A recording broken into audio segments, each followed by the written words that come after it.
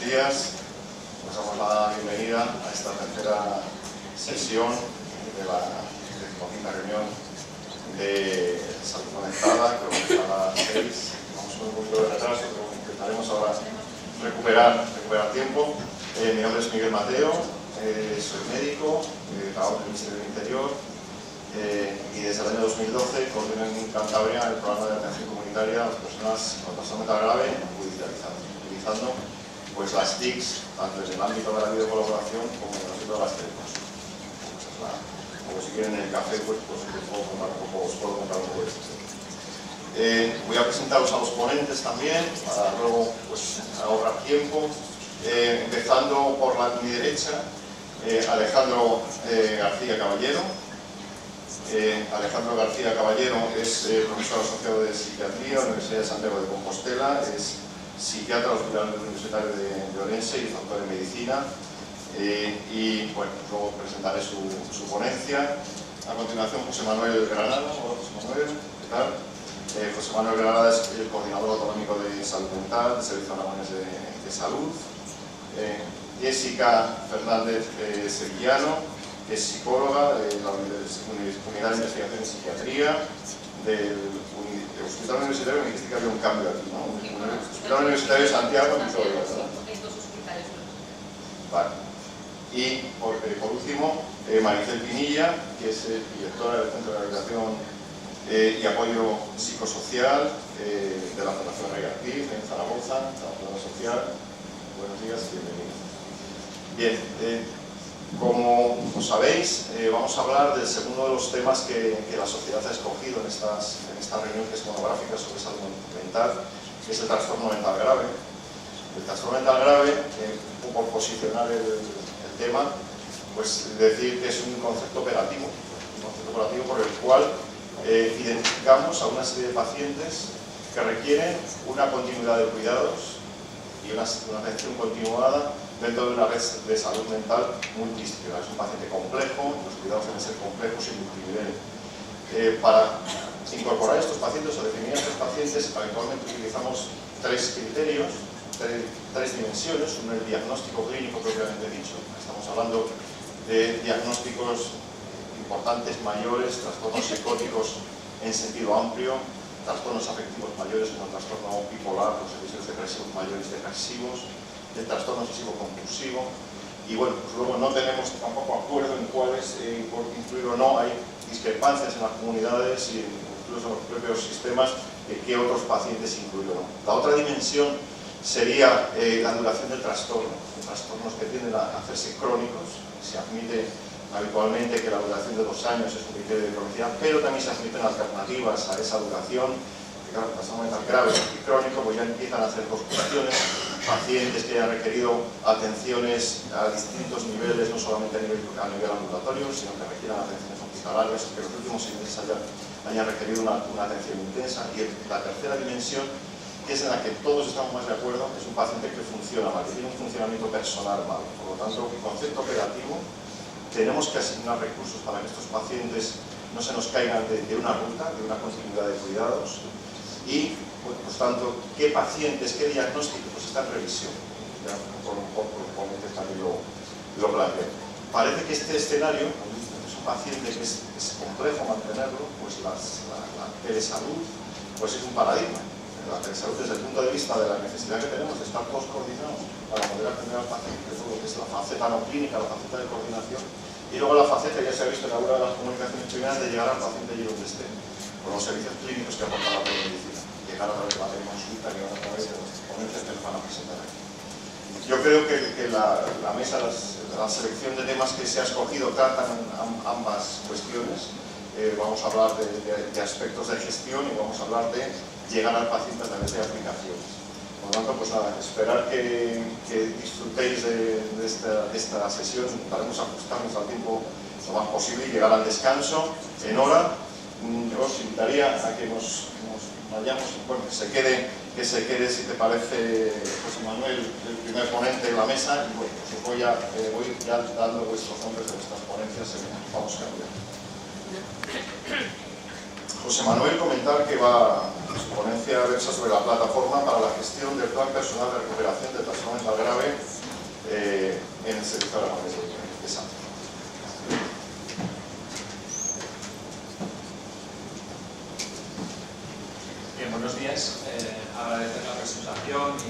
las 6 y a la organización de la reunión, el habernos invitado a presentar esta aplicación y también la elección del tema de la salud mental y completamente de aplicativos para trastorno mental grave.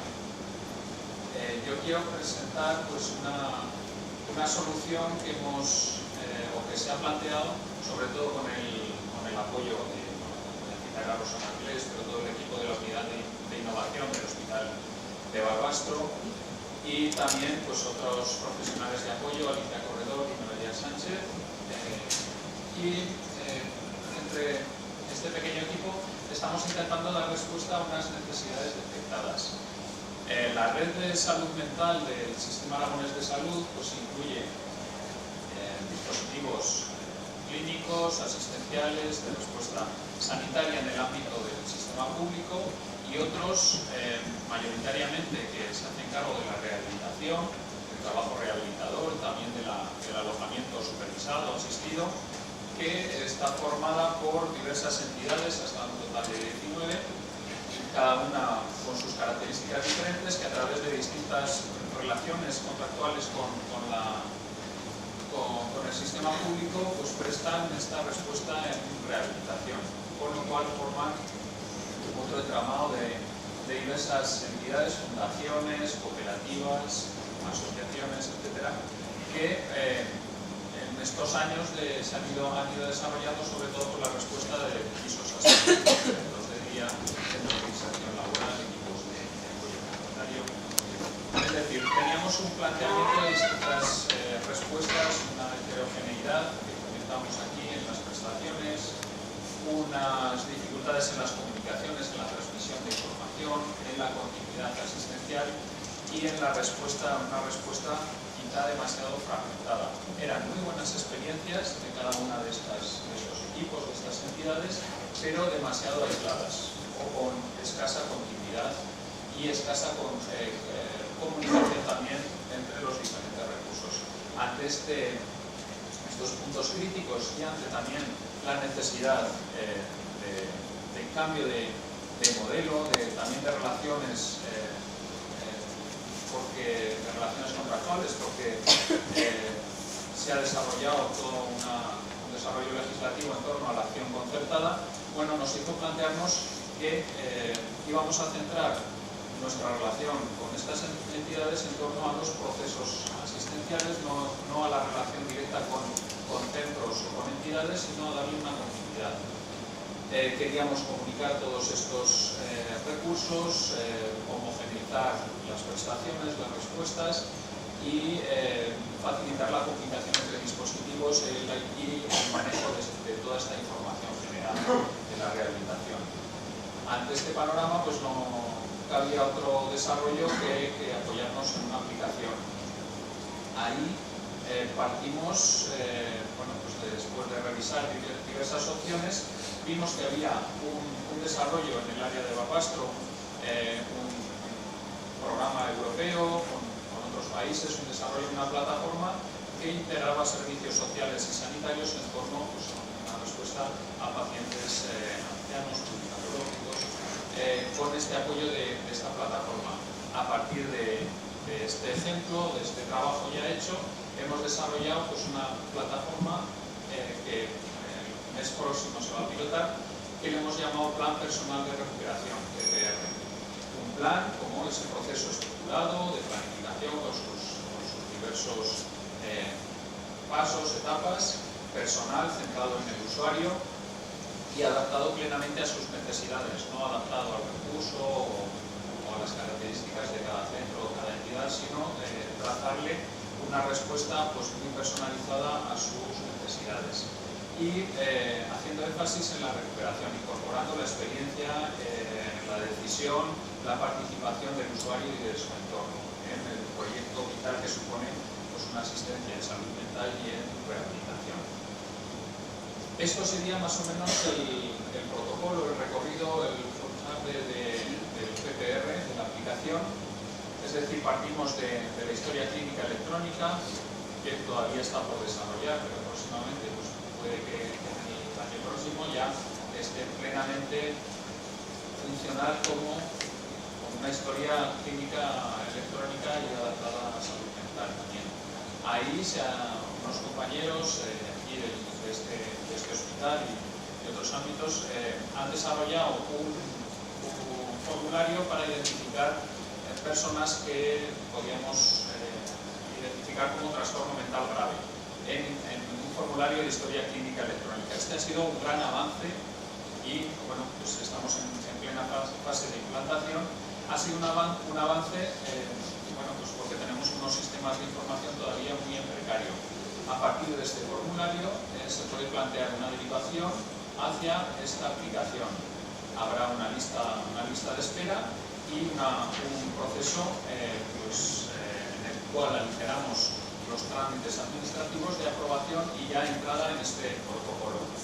Las entidades van a disponer de esta aplicación vía web con todos los permisos y las autorizaciones convenientes, pero tiene muy poca exigencia tecnológica para que cada entidad, que hay más pequeñitas y otras mayores, con mayores desarrollos, algunas que disponían ya de aplicativos suyos particulares y otras que no, que seguían trabajando en papel. Esta aplicación se pone a disposición y se va a comunicar directamente. Los profesionales de las entidades no tienen entrada a historia clínica electrónica, pero sí que vamos a comunicar todo el trabajo, tanto en una dirección como en otra. Hay un proceso de derivación a través de formularios en el cual se lanza desde historia clínica electrónica información clínica, información social en esta solicitud, y hay una entrada a esta plataforma PPR que tienen que dispondrán las entidades. Como he dicho, entra en esta lista de espera y lo admitimos en función de la disponibilidad de la distinta respuesta a estos procesos rehabilitadores en los diferentes sectores de trabajo. Tenemos una posibilidad o una gran posibilidad de trabajar con información que va a ser transversal, que vamos a disponer todos del paciente, alguna que incorporaremos de nuestras bases de datos de usuario, de receta electrónica, de los aplicativos de atención primaria. Es decir, vamos a traernos determinada información y vamos a completar con un manejo bastante cómodo en pestañas y con una posibilidad de tener una información muy exhaustiva. Está todos estos datos relativos a lo que sería pues, el inicio de una historia de cada usuario, su centro de salud, unidad de salud mental, su agenda sanitaria, etc. Perfiles, datos legales, económicos, de la vivienda, sociales, familiares, etc. Datos clínicos también. Y bueno, este acúmulo de datos ya supone pues, un arranque al siguiente paso, que sería la valoración de sus necesidades, con una serie de desplegables y de pestañas que recogen un montón de áreas de cada persona y que bueno, pues iremos a valorar. Aquí incluimos también las necesidades que expresa el propio usuario y también su entorno familiar, no solamente las que los profesionales que trabajan en esta valoración puedan identificar. Tras esto podemos hacer una planificación en función de toda la batería de intervenciones que cada entidad disponga, de actividades, o la combinación de distintos dispositivos, que también lo podemos hacer. Es decir, no solamente va a responder una entidad con su centro, sino podemos combinar varios de ellos. Lanzamos un poco esta flexibilidad y estos recorridos adaptados, como he dicho, a las necesidades de los pacientes. Esta planificación nos permite, pues eso, agendar tanto para la persona como para el centro, para los profesionales, una serie de actividades que responderán a los objetivos que ya hemos trazado para responder o intentar mejorar esas necesidades de rehabilitación. Y tras esto, o en este proceso de intervenciones, tendremos también la posibilidad o la obligatoriedad de hacer una serie de evaluaciones periódicas e incorporar toda esta información de vuelta también de los distintos cortes de las evaluaciones y también de la valoración inicial y la planificación. La incorporaremos también toda esta información a la historia clínica electrónica de de cada paciente, con lo cual mejoramos también la comunicación o toda esta información generada en torno a la rehabilitación y su evolución de los pacientes.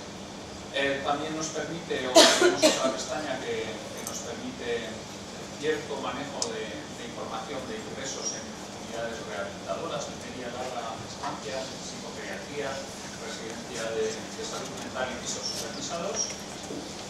Y desarrollos futuros, bueno, ideas que van surgiendo del crecimiento de esta plataforma, pues la automatización de la gestión y administración de los recursos, favorecer estas relaciones contractuales con entidades, la facturación, lo administrativo, pero también la introducción de indicadores para evaluación de intervenciones rehabilitadoras, la explotación y el manejo de todos los datos de actividad, volcado de información a informes, a gráficas y su posterior incorporación a historia clínica electrónica, la conexión con otros aplicativos para intervenciones rehabilitadoras como las que hemos visto y podemos ver a continuación, y otros canales que ahora quedan muy en precario de comunicación entre profesionales, incorporar videoconferencia y chat, etc. Esto sería más o menos pues, este rápido recorrido por una aplicación que ponemos como respuesta a estas necesidades identificadas o a estos puntos críticos o a esta situación precaria en las comunicaciones o en el manejo, que con una respuesta de este tipo yo creo que lo podemos agilizar. Bueno, muchas gracias.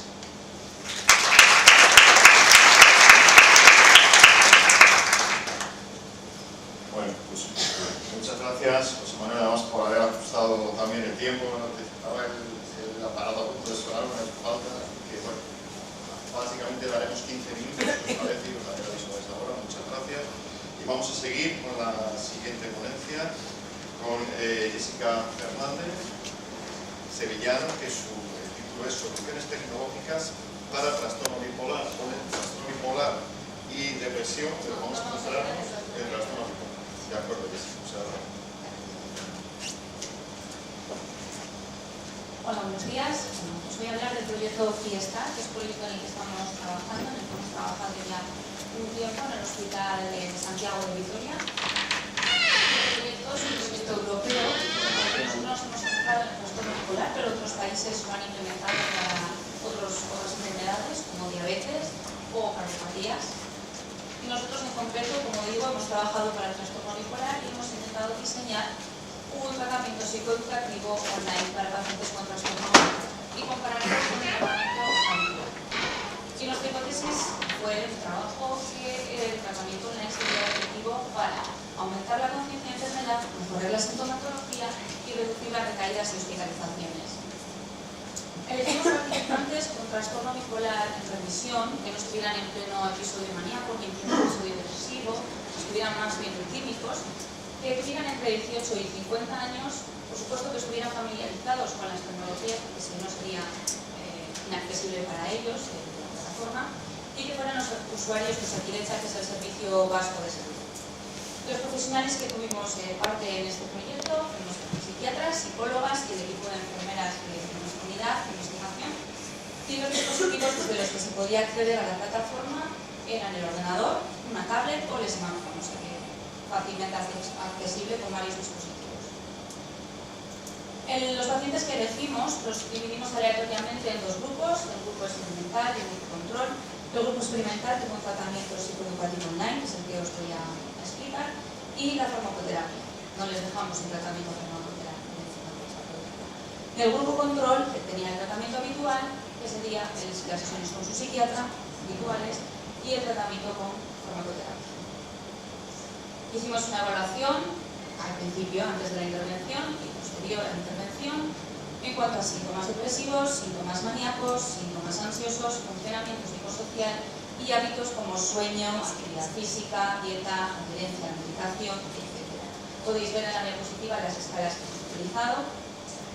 Y en cuanto a la intervención psicoeducativa online, pues se trata de 9 sesiones psicoeducativas, que serían una por semana, y vemos que estos serían los títulos, así a grandes rasgos, pues qué es el trastorno bipolar, la sintomatología, el curso y el pronóstico, el tratamiento farmacológico, la prevención de recaídas, qué hacer en una recaída, recaída, hábitos de vida saludable, consumo de tóxicos y otras estrategias que están en la mano del paciente para llevarnos por su enfermedad. Estos serían así los títulos a grandes rasgos de las sesiones psicoeducativas. Pero lo mejor es ver cómo es efectivamente esa interfaz que ve el usuario. Este sería el menú que encuentra el usuario una vez que ha hecho inicio de sesión con su usuario y contraseña. Y vemos que hay cuatro apartados: educación, monitorización de estado, tratamiento farmacológico y experiencia de usuario. Vamos con el primero, con educación. Aquí encontraría el paciente las sesiones educativas. En negro vemos un vídeo, en negro sería el vídeo, que sería el play, sería ya la sesión educativa. También tendría un PDF descargable con la explicación ya más redactada para leerla más tranquilamente y enlaces de interés. A continuación, el paciente tendría unos cuestionarios de evaluación para comprobar si realmente ha entendido o no la explicación que se ha dado en el vídeo. Y se le da un feedback inmediato, positivo o negativo, en función de si ha contestado bien o no las preguntas. Y si ha contestado varias preguntas mal, tendría que volver a repetir el cuestionario. Una vez que ya nos cercioramos que ha entendido bien mi sesión, planteamos ejercicios psicoterapéuticos. En este caso, pues un ejemplo de, igual no se ve muy bien, pero es de identificación de síntomas. El paciente va diciendo qué síntomas ha tenido a lo largo de su enfermedad, pero puede ser también perfectamente un gráfico, puede ser también un autorregistro. Hay diferentes tipos de ejercicios en cada sesión. Y para que el paciente sepa en todo momento en qué punto está de las sesiones, pues tiene un histórico donde va viendo aquellos ejercicios que quedan pendientes por hacer, aquellas sesiones que todavía tiene pendientes de revisar y las negritas de abajo todavía inactivas hasta que no termine las primeras.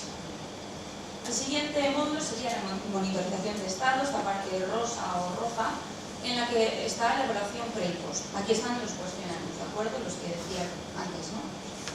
Aquí es donde los tiene que rellenar el paciente. Después tendríamos estos otros dos módulos: el tratamiento farmacológico, que habría un cuestionario de medicación, de cómo toma la medicación el paciente, y otro cuestionario de efectos adversos. Y por último, experiencia de usuario, sería un cuestionario sobre la satisfacción del paciente sobre la interfaz sobre las sesiones. Todavía no tenemos los resultados totales de este proyecto, pero sí unos resultados preliminares que ya parecen esperanzadores, por lo menos. En las escalas que hemos hecho los análisis, vemos que hay una mejoría significativa, por lo tanto, sintomatología depresiva que disminuye, sintomatología ansiosa que también disminuye y un funcionamiento psicosocial que aumenta. Por lo tanto, la calidad de vida del paciente parece que va a mejorar. ¿Ventajas que le vemos a este programa? Pues que la participación del paciente es muy activa, aumenta su conciencia de enfermedad, le damos estrategias y recursos para enfrentarse a la misma, aumentamos la adherencia al tratamiento, fomentamos hábitos saludables, le damos un feedback inmediato y un seguimiento. Además, promovemos siempre la privacidad y el anonimato, porque aquí no sabemos quién es el paciente, puede loguearse con un nombre que no sea perfectamente su nombre y apellidos, ¿no? Sino con una especie de nick. Y optimizamos los recursos, que es algo que ya se ha hablado en otras ponencias. Limitaciones que le vemos, porque también tiene limitaciones, es que los pacientes que tengan dificultades con el uso de tecnologías, pues obviamente tendrán dificultades a la hora de acceder a la plataforma. También aquellos con un deterioro cognitivo ya más grave, más avanzado. Y también vemos que las intervenciones cara a cara tienen un lado positivo también, que son la alianza terapéutica. Esa alianza que se establece con el terapeuta hace que en este caso, al ser una máquina, es posible que se pierda y que también pierda sus efectos positivos. Por lo tanto, y a modo de conclusión principal, la telemedicina creemos que es un buen complemento de nuestra actividad terapéutica. La vemos como un apoyo, no una sustitución, pero sí como un apoyo en lo que en nuestro caso vemos resultados prometedores, menos depresión, menos ansiedad, más funcionalidad y lo que decimos, fomenta un papel activo del paciente, ofrece conocimiento, recursos, estrategias, favorece mayor adherencia al tratamiento, que es uno de los puntos importantes siempre en psiquiatría, previene recaídas, ahorra costes y en definitiva mejora la salud y calidad de vida del paciente. Bueno, muchas gracias, este es nuestro hospital, pues si queréis aprender a visitarlo.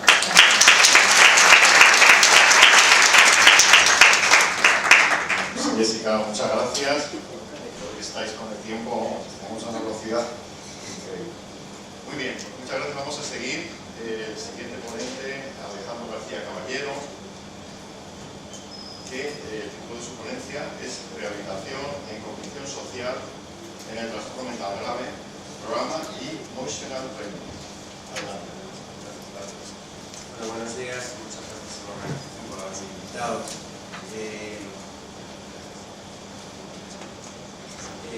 Bueno, os voy a contar un poco en qué consiste Emotional Training. Soy psiquiatra clínico, además profesor de la universidad, y hice mi tesis de doctorado sobre diagnóstico de demencias, sobre las demencias, y bueno, un campo que desde el punto de vista psiquiátrico cada vez se va ganando más por el terreno de los neurólogos.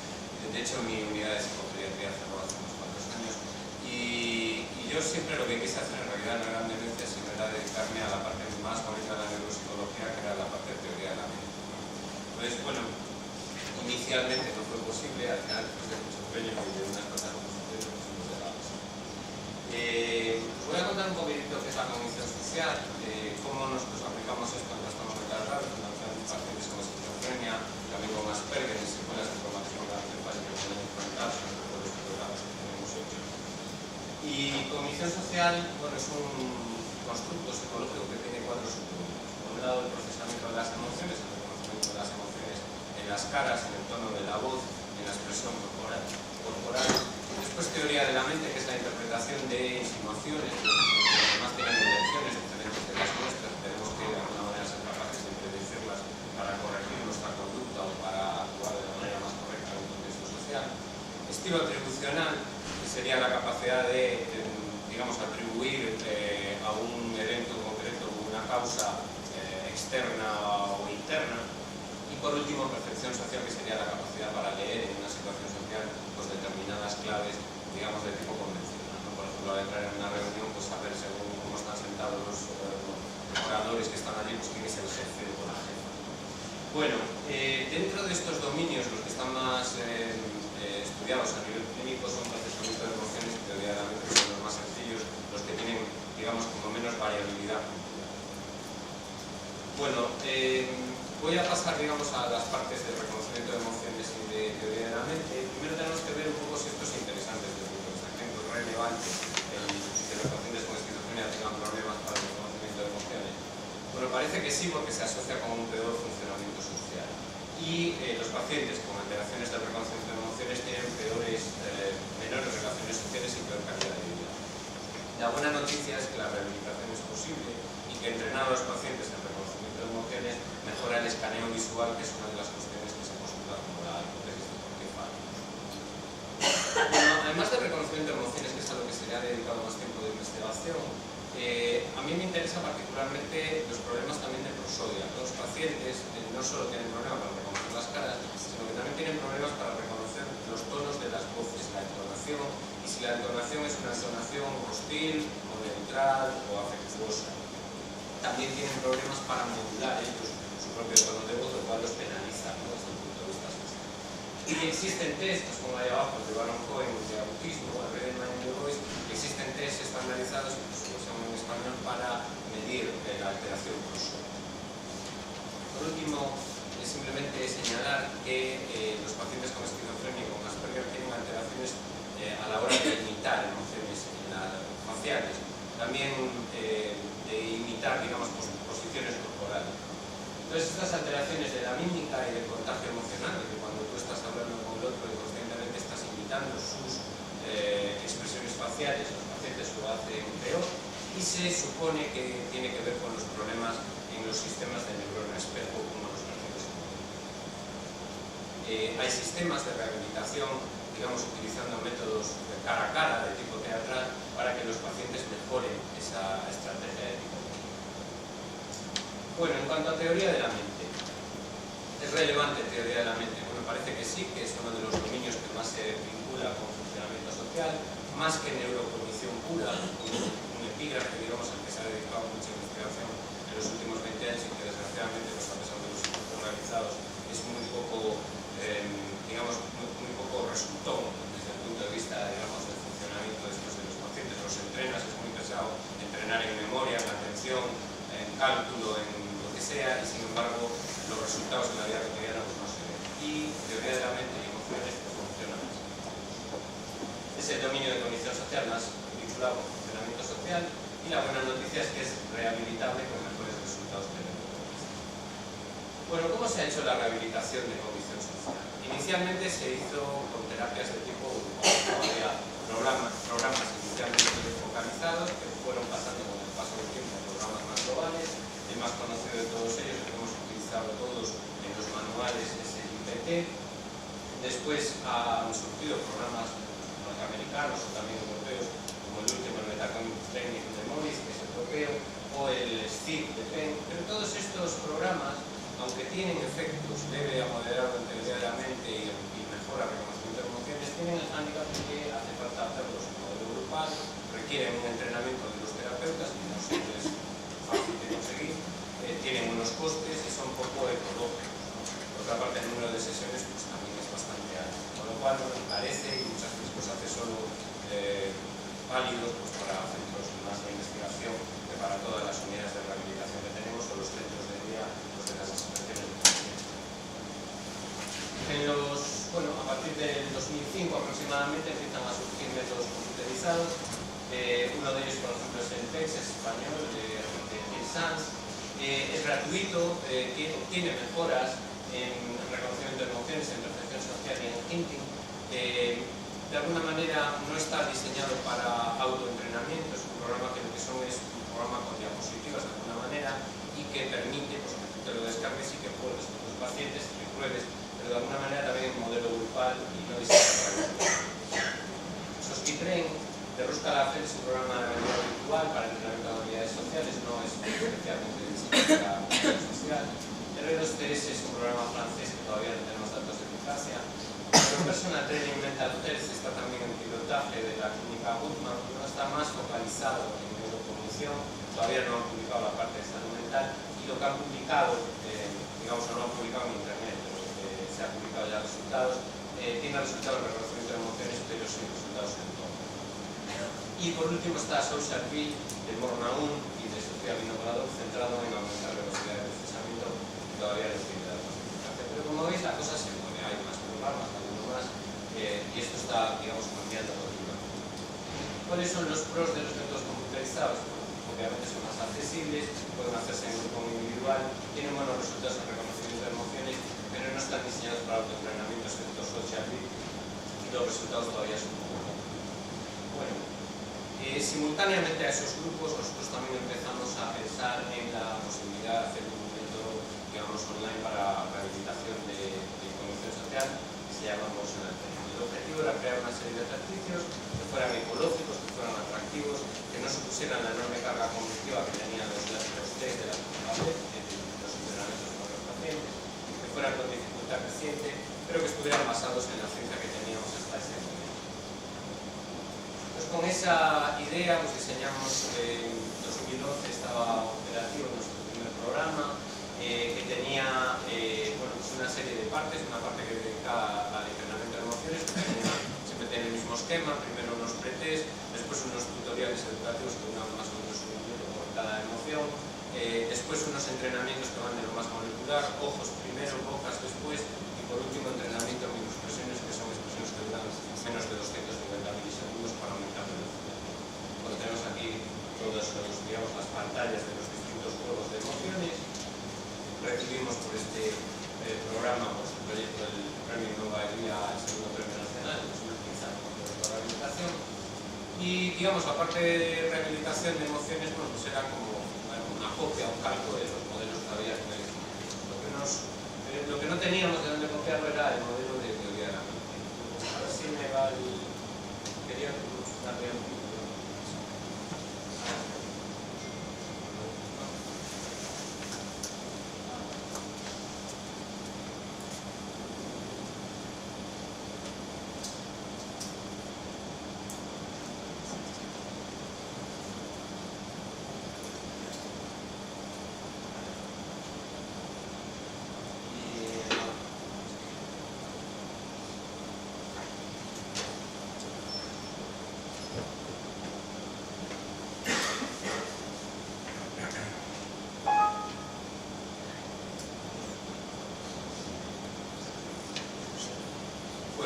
El programa, digamos, está vehiculado por medio de pequeños sketches, una película de dibujos animados que dura 30 minutos linealmente, en donde una una serie de, bueno, una pareja invita a unos amigos a una fiesta en casa. Entonces suceden una serie de malentendidos, ¿vale?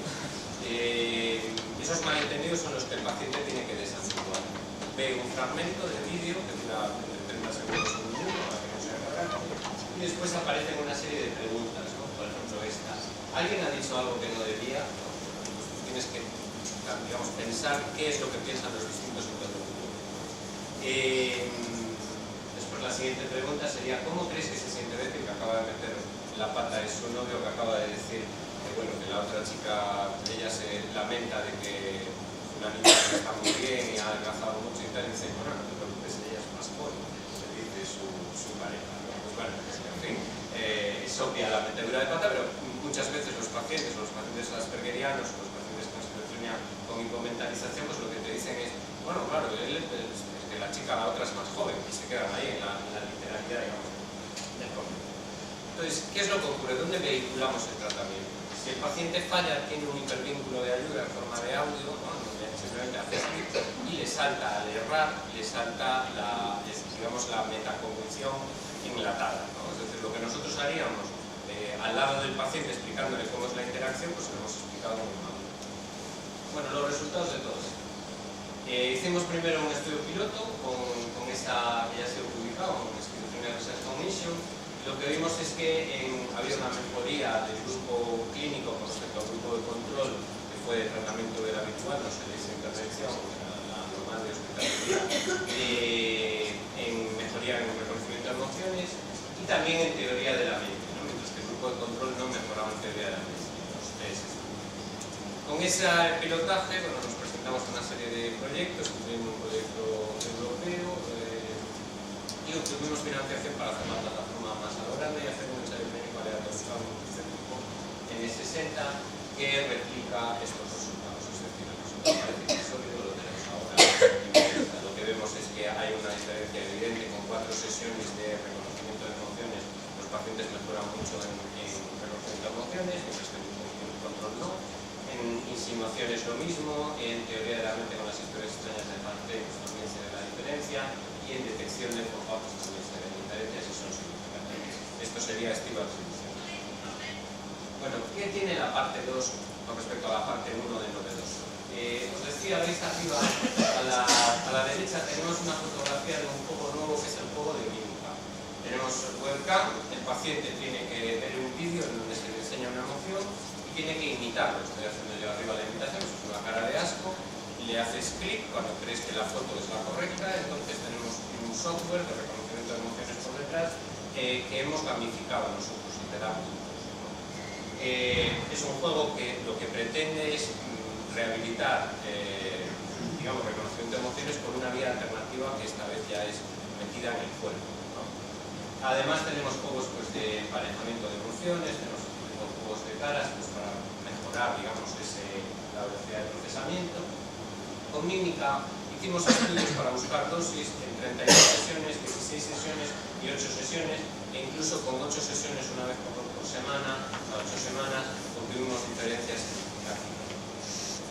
Después tenemos un juego que es un juego de entrenamiento prosódico, ¿vale? Que se llama Voices, y simplemente hay unos audios en donde el paciente tiene que desambiguar, pues que en la versión más sencilla, pues si son dicotómicos, alegría o tristeza, si el tono de la voz que está oyendo, el tono de la frase es una cosa o de la otra.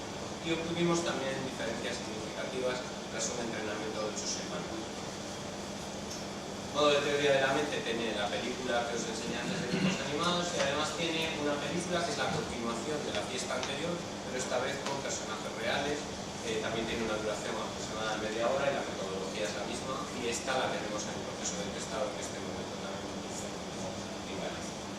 Por último, un videojuego, que es un videojuego centrado en habilidades sociales, que se llama Second Chance, que ha sido Premio Nacional Mejor Videojuego de Salud 2016 y que también tenemos un proceso de testado. El programa es un programa de difusión gratuita para el Servicio Gallego de Salud. Está, como veis, pues en Galicia, en los grandes hospitales, y después en muchas asociaciones de familiares, tanto de pacientes con enfermedad mental como, curiosamente, en algunos centros para demencia, que me lo han pedido, en asociaciones de autismo también. Y después lo estamos implantando en el resto de España, gracias a una sponsorización de Laboratorios Janssen, ¿no? De tal manera que durante un año va a ser, vamos a ponerlo a disposición gratuitamente pues, para todos los centros que estén ingresos. Es decir, de hecho, que aquí en Zaragoza se hizo parte del pilotaje de bioquímica en la Lunari, ¿no? Tuve una luna de integrado que se hizo aquí en Zaragoza, y entonces aprovechamos esa situación pues, para trabajar también con los pacientes aquí hace ya un año. Los resultados son esos que visteis, ella no hizo 8, hizo 16 sesiones y era también posible. Bueno, y además de estas cosas, me gustan mucho las tecnologías, pero yo en mi centro de día hago otras muchas cosas. Yo soy un grupo poesía todos los días. Ángel Guinda es un poeta de Zaragoza, este es un libro del reciente, que habla sobre voces, ¿no? Que es lo nuestro. Y dice, de voces está llena mi cabeza, voces de aparecidos, voces nuevas del destino, desconocidas o proféticas, voces del centro de la tierra, voces inquietantes, amordazadas, voces exiliadas, pero siempre oigo voces, voces, voces. De todas esas voces está hecha mi voz. Bueno, creo que tenemos un país rico, ¿no? De poetas. La escena poética de Zaragoza me he molestado en verano y es apasionante, es una envidia. Y muchas veces, pues para nuestros pacientes, obviamente las TICs están bien, pero hay que hacer otras muchas más cosas, y por eso quiero dejaros este recuerdo de las cosas. Bueno, muchas gracias.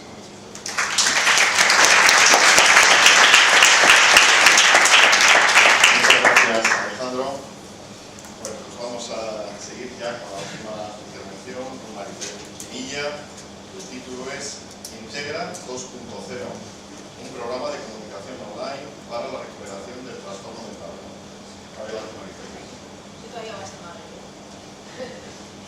Ya nos pongo el programa. Buenos días. En primer lugar, gracias a la organización por contar con nosotros, porque para nosotros que llevamos trabajando en la Fundación Riales aquí en Zaragoza desde el 91 con el mental grave, siempre es una oportunidad interesante poder dar voz a las personas que están con mental grave. En segundo lugar, disculpar a mi compañera Yolanda Agujero, que es la que tendría que estar hoy aquí, que es la técnico, ella es profesional de la radio y es técnico que trabaja con nosotros llevando este programa, que por motivos de salud no podía estar aquí.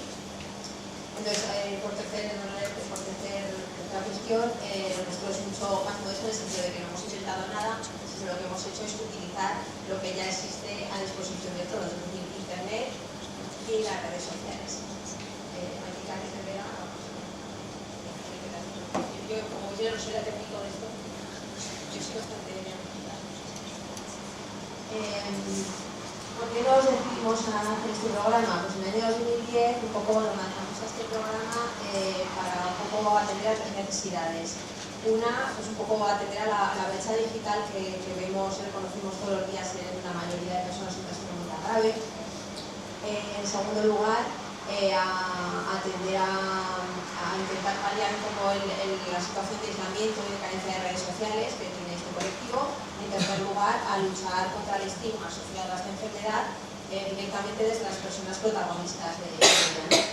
Los objetivos del programa, pues muchos que veis aquí, pues potenciar la creatividad, las habilidades sociales, por supuesto, paralelamente las habilidades cognitivas, estimular el acercamiento a la sociedad y conocer otras realidades, facilitar el acceso a las tecnologías de la comunicación, crear nuevas vías de comunicación y empoderar a los participantes en su comunicación con la sociedad y disfrutar de actividad y divertirse. Por ejemplo, que tiene tanto sufrimiento, pues tampoco es una cosa variable. También otra indirecta, aunque realmente no hemos conseguido nada todavía, sería un poco el aprovechar esta actividad para encontrar nuevos rendimientos. La situación laboral de este tipo de colectivos es difícil, entonces bueno, pues podría ser una posibilidad. De hecho, una de las actividades que luego os voy a contar, hicimos una vez con una empresa que se dedica a esto, una audioguía para una iglesia de Calatayud, con la idea de intentar explorar ese camino de poder ejecutar, incluso dramatizar audioguías para determinados lugares históricos, ¿no? Otra ventaja de este programa es que es barato, es decir, salvo la inversión inicial, que por entre 300 y 600 euros la haces, que es lo que hace falta, ¿no? Mesa de sonido, ordenador con programa de sonido, micrófonos, baterías de sonido, que es el micrófono. Con esto llevamos 7 años funcionando. Algún micrófono hemos cambiado, pero vamos, básicamente sigue siendo lo mismo. Las actividades con las que llevamos a cabo este programa pues son OTEs. Una es el taller de radio online, que el programa se llama Americano en voz baja. Otra sería todo el tema de trabajo en redes sociales. Entonces, otro taller de ficción sonora, radioteatro. El tema del taller de radio online, pues en estos 7 años, que lo primero que empezamos a trabajar fue con el taller de radio, pues se han pasado por allí 60 usuarios. Tenemos un grupo estable de unos 15 usuarios que van desarrollando un programa formato de programa de radio con sus secciones que van desarrollando en las sesiones de tarde de trabajo que tenemos, y se van incorporando nuevos usuarios a los que forman los propios participantes del taller junto con los monitores y voluntarios. Como veis ahí, no os he puesto muchas fotos porque imagino que no tenéis ganas todos de hacer, vamos a ser un poco ánimo. Pues ahí veis a sesiones de trabajo preparando contenidos, realizando evaluación del programa online. El taller de radio ha ido evolucionando, empezamos con formatos podcast, programa online, y ya el año pasado ya saltamos a la radio en directo, emitimos en un programa de radio local, y paralelamente también lo grabamos y luego incluimos nuestro canal iVox, podéis encontrar que es iVox Fundación Reyardí. El programa se llama Betando en voz baja, y todo lo que tenemos en podcast y en radio online lo tenemos ahí colgado. Más fotos de los bonitos a lo largo del tiempo, pues hemos hecho también partícipes tanto a los usuarios como a los familiares, a las familiares, tenemos toda la ayuda mutua, que también colaboran activamente en el proceso. Y tenemos también muy importante ayuda de los comunitarios.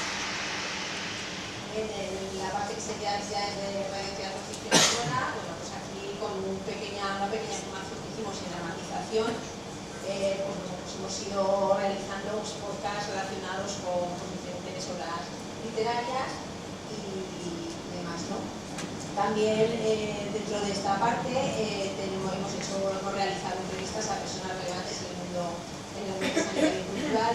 Hemos participado en varios congresos y jornadas, tanto presentando lo que es el programa, como hacemos aquí, como cumpliendo, digamos, lo que sería la información del evento, ¿vale?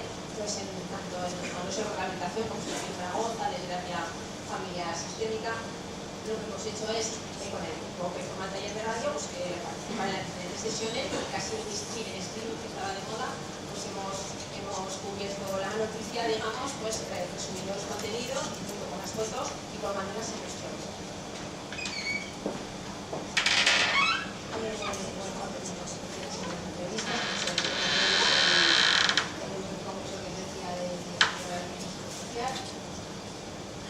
Otra de nuestras actividades que empezamos el año pasado, nosotros aquí en Zaragoza, también dentro de lo que es nuestra área de inserción, tenemos un espacio que se llama Espacio Visiones, que es un centro de inserción dedicado a la inserción social a través del arte, para que os he comentado ahora. Entonces es un espacio que tiene un escaparate en el que tanto los propios usuarios como cualquier artista de Zaragoza puede exponer su obra. Entonces, el taller de radio lo que hace es, a través de un código QR, entrevista al artista que expone cada mes en el espacio y colgamos el código QR en el escaparate del centro para que cualquiera puede desde el escaparate a cualquier hora del día ver la exposición y a la vez conectarse a través del código QR para conocer más a la vida y la obra del artista.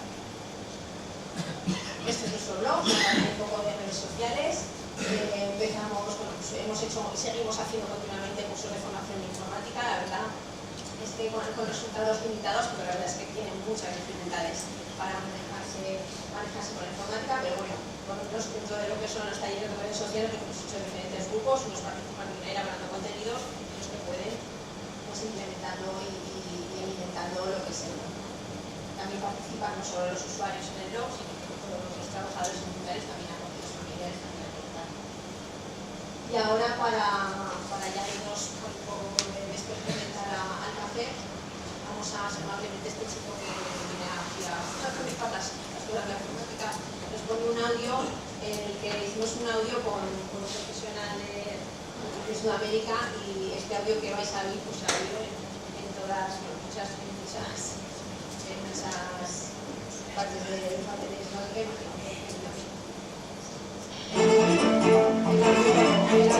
Autofonías, una increíble experiencia de experiencia de alguno de los usuarios del taller. Nuestra realidad común, Bueno, y trata con fines que sea en audio, no locos, no esquizofrénicos, no dementes, no bipolares, no seres aislados sin voz. Yolanda Bujedo es locutora de radio y monitora de talleres de comunicación. Hace programas con personas con diversidad funcional y también asociadas a la salud mental.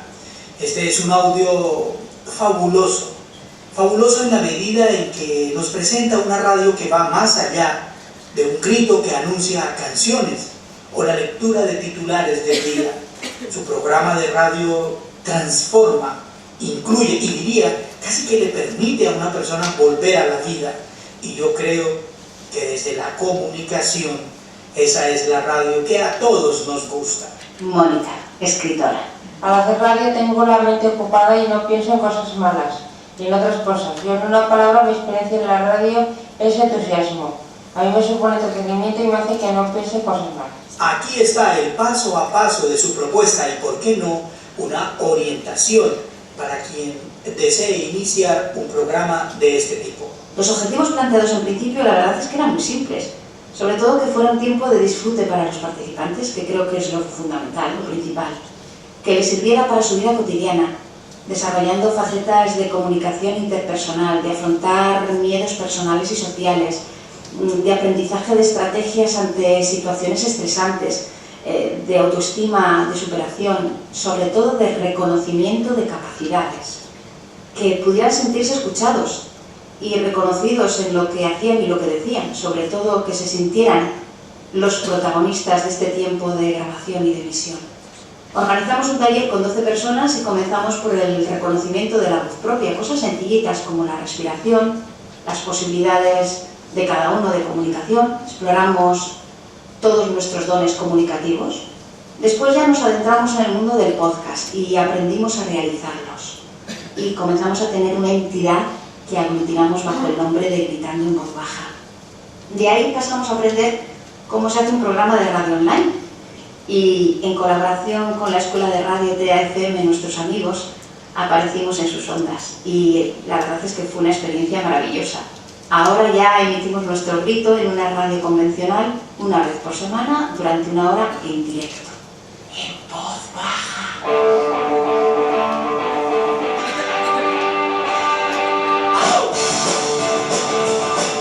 Un espacio de radio del Club Social. Teresa, artista. La radio ha sido importante en mi vida siempre y siempre me ha gustado.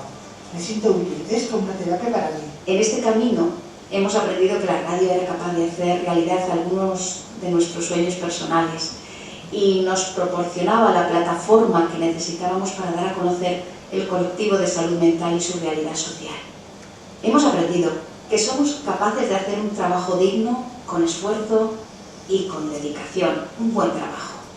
Hemos expresado nuestros sentimientos y nos hemos mostrado como personas que tienen un problema y se sienten al margen de la sociedad.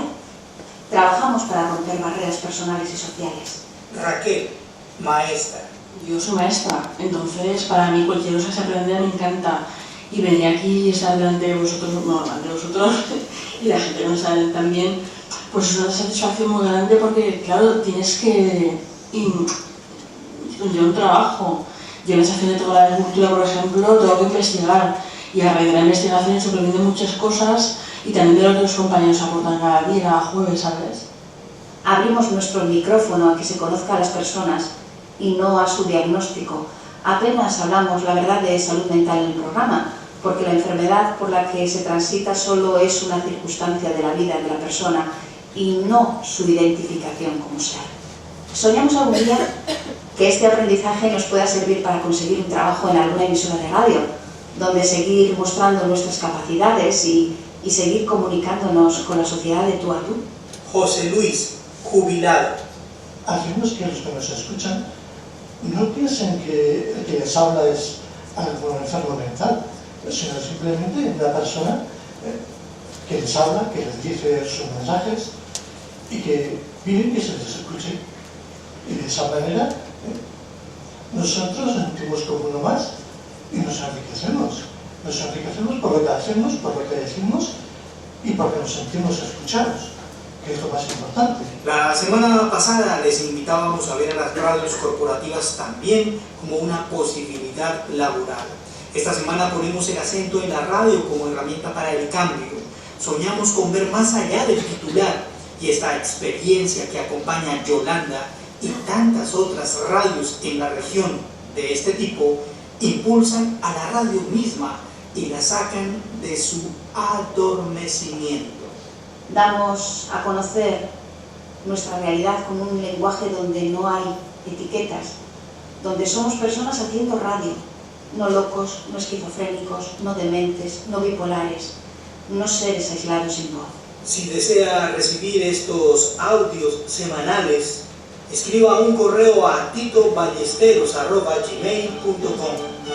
Titofonías, entre el podcast y la radio. Podcast. La radio.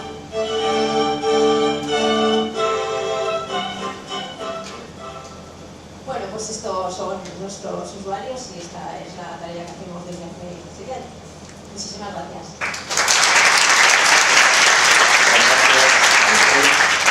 Bueno, pues voy a invitar a los ponentes y las ponentes que subamos a la mesa, que vamos muy bien de tiempo, hemos recuperado. Vamos a hacer una establecimiento de preguntas.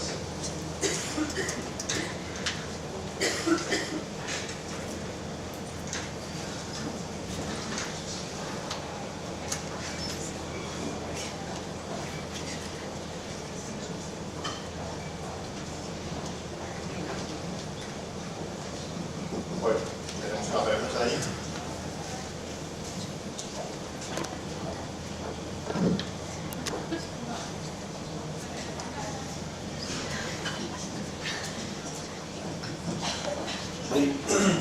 Quiero felicitar a todos los ponentes, muy interesante. Estimular las presentaciones de esta mañana, pero especialmente quería dirigirme a Alejandro en relación con estos programas de rehabilitación cognitiva, de training emotional. Quizá lo que se echa en falta más un poco es el tema, todos sabemos que el tema del entrenamiento, ese objetivo y tal, el problema está después la generalización del comportamiento en el medio normal. Pues como que no exista como módulos en los cuales se haga algo de roleplaying, donde los pacientes sean, cómo interactúan. Quizás ya que estáis tan innovadores, pues quizás en la calle, en las compras, en el autobús, hoy día se pueden hacer como filmaciones públicas, vamos a decir, todo esto tendrá permiso, todos participan y tal para ser personalizados. Pero este aspecto, nosotros trabajamos con otros módulos, el programa Stephen Morris y también ahora. Pero yo que también estoy en ese campo de la rehabilitación de pacientes hecho en falta que muy bien, los pacientes progresan, las sesiones se lo pasan bien, nosotros utilizamos a veces series o vídeos para hacer esta especie de entrenamiento. ¿Habéis pensado en este aspecto? Hacer módulos como formas en las que los pacientes se autorreconozcan y se vean ellos cómo se dirigen a las personas, cómo se puede modelar de alguna manera, utilizando las TICs. Vale, bueno, es un tema complejo. Nosotros utilizamos otro programa, que es un programa que hay para rehabilitación traumático craneoencefálico que se llama GIST. Son 13 sesiones que están manualizadas y que parte de las sesiones se graba a los pacientes, interacciones, ¿no? Y se mide. La experiencia es muy buena, ¿no? Pero bueno, es una experiencia, claro, de terapia de grupo, no de terapia online, ¿no? Manualizada, estandarizada, que se puede medir, etc. Con respecto a la pregunta, en el videojuego, digamos un poco el planteamiento era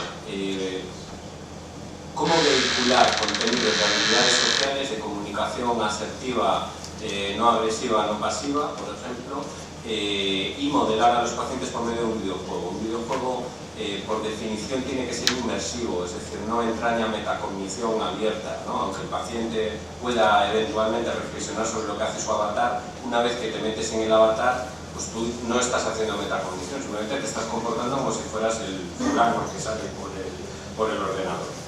Entonces hicimos un truco que es, el usuario no lo... voy a hacer un poco de spoiler, ¿no? El usuario no lo sabe, pero tú empiezas a jugar en el juego, son botones que es socialmente torpe que llega el primer día de un trabajo en un hotel, ¿no? Y entonces va a tener una serie de interacciones tanto por la calle antes de llegar al hotel, pues con un perro flauta, con una chica que le quiere hacer socia de una asociación contra la muerte de los pingüinos, con una serie de gentes, ¿no?, que lo interrumpen y que puede comportarse de una manera hooligan o de una manera razonable. Dependiendo de lo que hagas, obtienes puntos, ¿no? Claro, lo más razonable, lo moderado, digamos, pues obtiene mejores puntuaciones. Pero cuando llegas a trabajar, si llegas tarde, etcétera, pues pierdes, tienes que volver a empezar. Cuando empiezas a trabajar en el hotel, hagas lo que hagas, al final está trucado por bucles de narrativos, de tal manera que al final vas a fracasar. Es decir, al cabo de 1 hora y pico de juego, la vas a liar parda y fallas. ¿Por qué? Porque lo que hemos buscado es ese mecanismo de rehabilitación, meterlo y que sea inadvertido. Es decir, ahí va a haber un talismán mágico, el second chance, precisamente, se llama segunda oportunidad por eso, que lo aprietas, como en Qué bello es vivir, y vuelves atrás en el tiempo, ¿no? Y puedes rehacer esas interacciones que inicialmente habías hecho pues, de manera más arriesgada.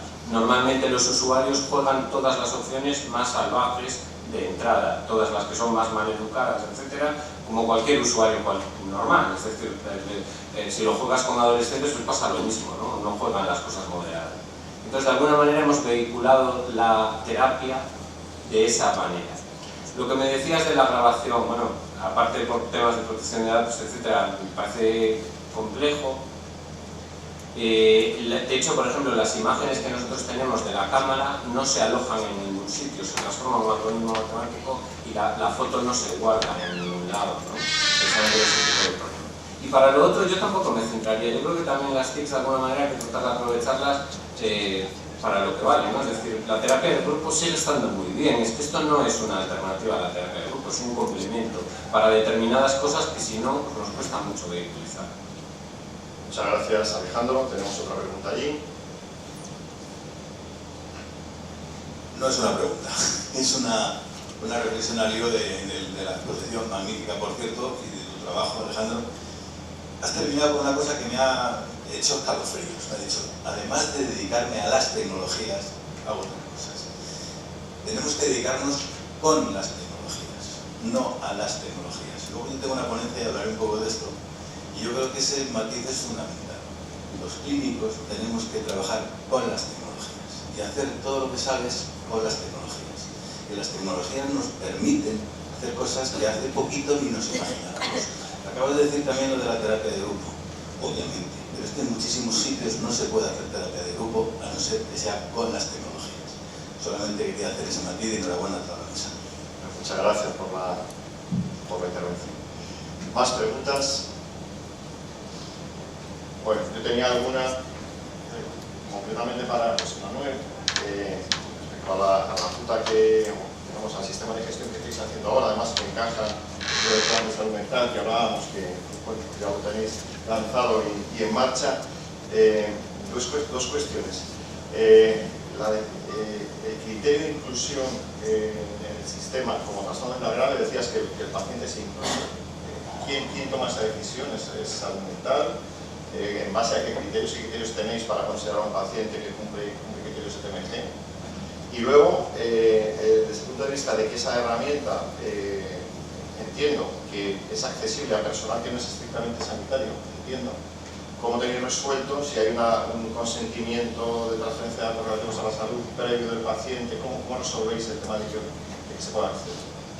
Sí, en primer lugar, bueno, los criterios de inclusión son clínicos y bueno, pues, como los que tú bien has señalado en la introducción, los criterios con los que jugamos de cronicidad, de determinadas patologías y de presencia de discapacidad asociada. Esta inclusión es clínica, la derivación intentamos que sea absolutamente clínica y por tanto bueno, pues, hemos obviado algunos pasos administrativos que antes eran una sobrecarga. Eso es lo que facilita la aplicación. En cuanto al manejo, porque sí que bueno, pues la situamos, es una aplicación que la situamos en el ámbito de entidades que tienen pues contratos, unos acuerdos con la administración, pero no son directamente administración pública. Ahí lo que vamos a hacer, pues bueno, pues tenemos una serie de permisos o de niveles de accesibilidad a la información según los usuarios, según los profesionales que van a acceder. Bueno, con eso vamos a seguir los mismos criterios, protocolos y rigurosidad que con el resto de herramientas o de aplicaciones informáticas. Tiene también absoluta trazabilidad de todos los pasos y cualquier manejo que se haga en ese sentido. Sí que, bueno, pues hay cierta información que puede ser más, menos sensible, entonces haremos ese tratamiento. Igual que pues en el desarrollo de historia clínica electrónica, pues hay niveles de acceso a la información y bueno, pues que lo tendremos parcelados por profesionales, por entidades, por ámbito de intervención. Muchas gracias. Tenemos 2 minutos. ¿Alguna pregunta más? Ahí.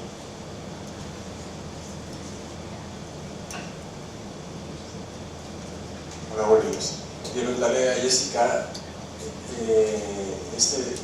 la muestra esta es de trastorno bipolar tipo 1 o tipo 2, y si en el caso de que sean tipo 1 y tipo 2 al mismo tiempo, si habéis encontrado diferencias en el seguimiento con la metodología utilizada, si es tipo 1, trastorno bipolar tipo 1 o tipo 2. Son pacientes de trastorno bipolar tipo 1 y tipo 2, pero todavía no hemos hecho los análisis y no los hemos estratificado por el diagnóstico todavía en esos análisis. Todavía estamos se cerró en diciembre el proyecto y estamos con los datos todavía sin analizar, o sea que no te puedo adelantar los resultados porque no los tenemos. Gracias. Yo quería hacer otra pregunta más a cualquiera de las personas que estáis en la mesa. Yo creo que este tema ha salido, el canal presencial, la intervención que ha hecho también el compañero sobre que esto es un medio. Nosotros ahora estamos en Cantabria con un debate sobre si es necesario un canal presencial, un contacto presencial antes de iniciar cualquier acción. Nosotros hacemos muchas teleconsultas y ahora estamos en duda, es decir, que sí que exigimos un contacto presencial del paciente primera vez para establecer un vínculo que va en el sentido de lo que habéis dicho, pero claro, estamos hablando de TMG y el TMG es un paciente muy difícil, la distancia no geográfica, la dificultad de accesibilidad nos está haciendo que los pacientes no entren en la disposición porque no podemos tener ese contacto. ¿Qué pensáis de esto? ¿Hasta dónde es necesario lo presencial o combinarlo o podemos, en este caso, priorizar algo no presencial? Lo estamos empezando a hacer. ¿Qué pensáis de este tema? Cualquiera de los 4 que estáis aquí. Bueno, pues puedo empezar yo rápidamente. Yo creo que nos podemos poner nosotros como usuarios de cualquier plataforma, de cualquier venta online, de cualquier servicio online. Yo creo que a veces echamos de menos cierto contacto cara a cara. Si lo echamos de menos nosotros, en un trabajo terapéutico, en un trabajo que hay que hacer una alianza, una relación terapéutica, pues yo creo que pues hay que combinar. Como bien se ha señalado aquí, son toda una serie de herramientas de apoyo y no de sustitución. Pueden aligerar cierto trabajo, pero no sustituir ciertas cosas que yo creo que, bueno, pues una relación sólida que podemos establecer en una serie de entrevistas presenciales, de consultas, de seguimiento, luego se puede complementar perfectamente con aplicativos, con otro trabajo, otras herramientas. Sí, yo quería añadir que, bueno, pues en mi presentación yo ya lo he dicho también, en esa misma línea, consideramos que es complementario, en ningún momento es sustitutorio, porque esa alianza terapéutica siempre creemos los terapeutas que tenemos algo que hacer, ¿no? Si nuestro trabajo parece que sería en balde, que somos sustituibles al 100% por máquinas o por ordenadores, y creemos que no, simplemente el espacio terapéutico muchas veces es el único espacio que tiene el paciente para estar y permitirse sentir y permitirse desahogarse. Entonces tampoco creo que sería muy prudente privar al paciente de ese momento de las sesiones que tienen con nosotros, con los terapeutas. Entonces, yo, en mi opinión personal, sería la combinación de las dos cosas. Pero volviendo soy terapeuta, pero vamos, con el perfil de usuarios que yo manejo en nuestro centro, desde luego la mayoría son incapaces de seguir cualquier terapia, vamos, desde esto que has dicho, y mucho menos sin una analítica terapéutica previa. Muy bien. ¿Sí? Vale, perfecto. Me he explicado fatal. Me he explicado fatal. A veces es suplementario, porque no hay otro remedio. ¿Vale? La actitud, yo he visto a través de telemedicina, de atención no presencial, mucha más empatía de pacientes por la actitud del terapeuta o del médico, de la enfermera, a través de una videoconferencia que en la mesa sentados encima. He visto a gente haciendo así con un bolígrafo, mirando al suelo mientras está hablando con el paciente. Y en cambio empatizar a alguien a través de una videoconferencia con una sonrisa, haciéndole mucho más agradable su situación. Por lo tanto, estoy de acuerdo contigo, se puede empezar sin presencia. Insisto, es que hay muchos sitios donde no se puede llegar a ver al paciente. Por lo tanto, es suplementario, sin duda. La telemedicina en muchos casos es suplementaria. Ojalá todo el mundo tuviera un terapeuta al lado, pero es que la mayoría de la gente del mundo no lo tiene.